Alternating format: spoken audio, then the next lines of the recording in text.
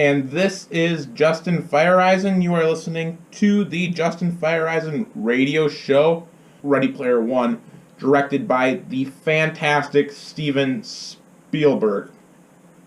And Steven Spielberg is my favorite director of all time, and he's a lot of people's favorite directors.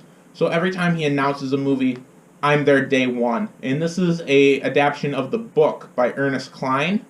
And this is the fourth time that Steven Spielberg has adapted a book to film.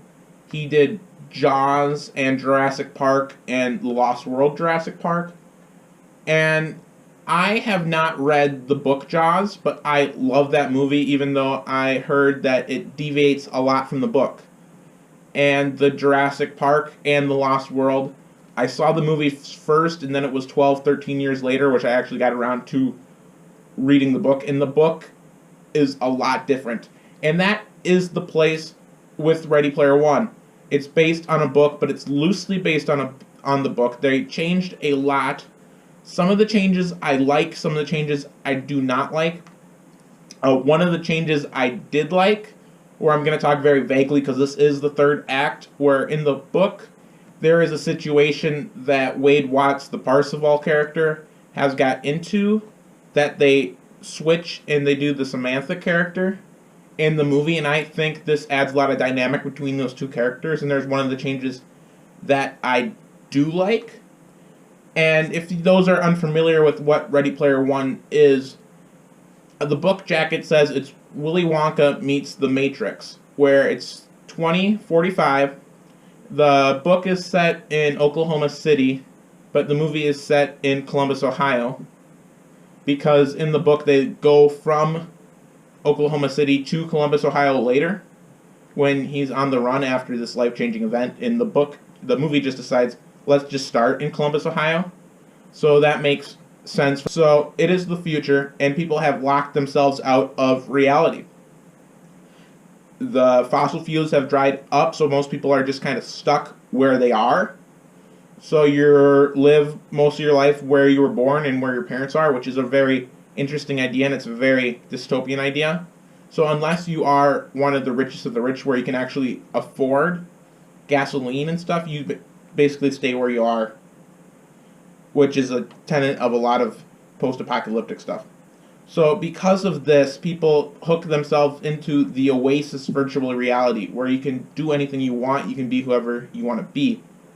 And they just say that, in the book, he actually goes to school in the Oasis, and they just jump into the adventure in the movie. And again, you have 15 hours. I read the audiobook by Will Wheaton, which was fantastic. And you have to condense that down to 2 hours and 20 minutes. So not showing that school stuff. Although I missed it, I understand that change. So the creator of the Oasis, James Halliday, dies. And in his will, he's like, I have hidden an Easter egg here, which you have to understand 80s pop culture, which is 70s and 80s pop culture where I grew up. And then you can find this Easter egg, and whoever finds it gets the Oasis. They control what happens in the Oasis. And this is, everybody spends time there, people work here, and this is a big deal. So you have all these people trying to find this Easter egg. And the movie starts off with a race, and the race is a lot of fun, and there are a lot of cool Easter eggs. The main character has the DeLorean from Back to the Future. That's his vehicle that he has. And I would have that vehicle if I was in the Oasis, because I love the DeLorean. It's so cool. And then he got his friend that's got the Bigfoot monster truck. You see the 1966 Batmobile here. It's a lot of nice eye candy. And this works in the movie. It's a fun action scene right off the bat. But in the book, it takes a little while to get to this moment of the first adventure for the egg. And when it actually happens in the book, he finds a advanced Dungeons and Dragons module, the Tomb of Horrors, and that is recreated in the Oasis. And at the end of that, he has to joust a demon, as in the Atari 2600 game Joust. And this, I can see why it's not in the movie, because watching people play a video game for the fate of the universe isn't really something that's that exciting, versus let's have a race with Rexy from Jurassic Park and King Kong and the whole city crumbling down. but I like the more intellectual challenge of having to find what the challenge is and then what to do, and then having it be a skills-based thing where you're playing against a virtual representation of Halliday. And I think that was very neat. And then there was another challenge which I really liked in the book where it was very inspired by the Rush album 2112, where you have to find the Temple of Syrinx and you have to play the notes to reveal that you can't win this alone, you gotta group up, which I think was a really neat twist.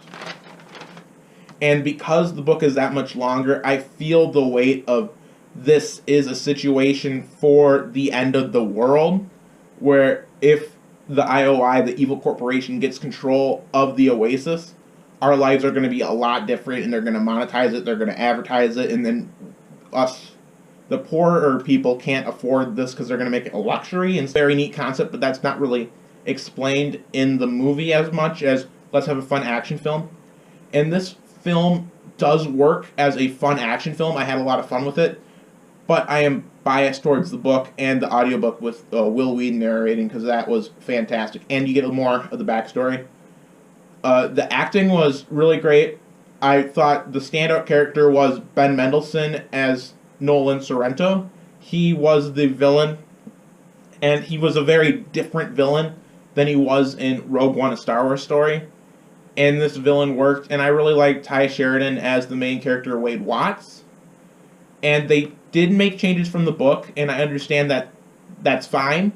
But because I read the book first, my enjoyment of the film wasn't as much. And if you had a choice between the book or the film, I would highly recommend you read this book. But I understand not everybody has 7 hours to actually read it or 15 hours to listen to Will Wheaton's incredible narration in the audiobook. But Steven Spielberg has not made a bad movie. Every time you pop in a Steven Spielberg film, it is enjoyable. This one is enjoyable. And if you need something to do this weekend, I would recommend this film. It's early in the year, it's only April, but this is in my top 5 films of the year. But Ready Player One is a fun time at the theater, and I give it a 7.75 out of 10.